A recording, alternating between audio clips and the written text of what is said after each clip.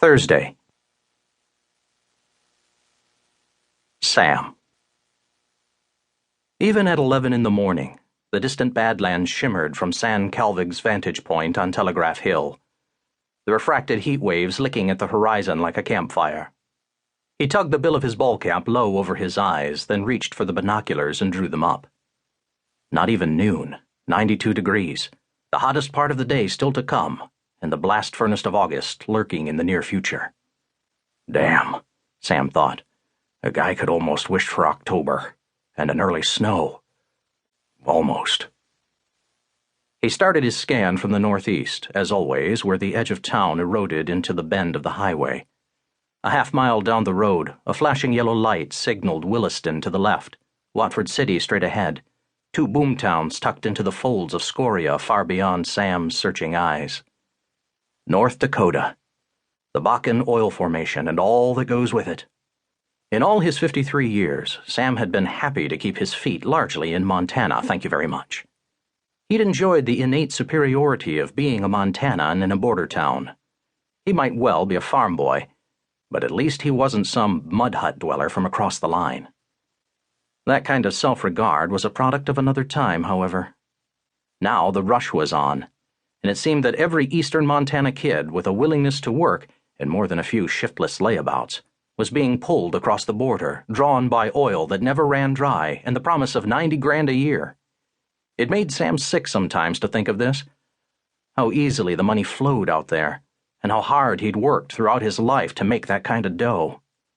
He remembered well the first year he and Patricia had seen more than $50,000 on their tax return. The way they'd looked at each other as if their fleet of ships had come in. Now the dropout kid next door made more than Sam did. With that came another shift in thought, and he was back where he so often landed these days. It seemed sometimes that Grandview High pumped out the kids onto a conveyor belt to the oil fields. But his own son had run, hard and fast, in the other direction. Patricia, ever the optimist in the ways of family, kept saying Samuel Jr. would be coming home this weekend. Sam wasn't inclined to believe it until he saw it. Just beyond the state line lay the nest of simple, white, mobile housing units, the man camp for the rig that rose like a ship's mast on the flat land in the middle of Sam's view. He telescoped in. Sons of bitches, he said. Gonna have to keep an eye on them. He said it aloud, as if he weren't alone on Telegraph Hill, as if an absent conspirator might intuitively understand the rotten trade-offs inherent in an oil play. By night, the men shuffled westward into Montana, more particularly, and more galling to Sam, into Grandview, to drink whiskey and chase women, and while the double muskie and Pete's Cafe might enjoy the fattening bottom line, others in the town were paying the freight. Sam himself had found a 19-year-old kid up from Oklahoma curled up into a ball in his garage one morning, sleeping off a drunk. While the young man was properly apologetic in his startled sobriety, that experience had changed things. Sam locked his doors at night now, and so did his neighbors. Parents told their children not to talk to strangers and to avoid certain parts of town after a certain hour. In a burg of 600 souls, who would have imagined that a town could be so segmented? Not long ago, there were no strangers, Sam often lamented to his pals down at the Country Basket. He let the binoculars drop to his chest.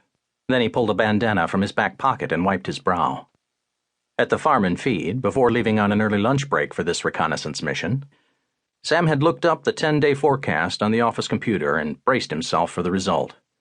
The third week in July was reliably a cooker, and this year looked to be no exception. High 90s across the board for the weekend, with brief scatterings of rain in the evenings.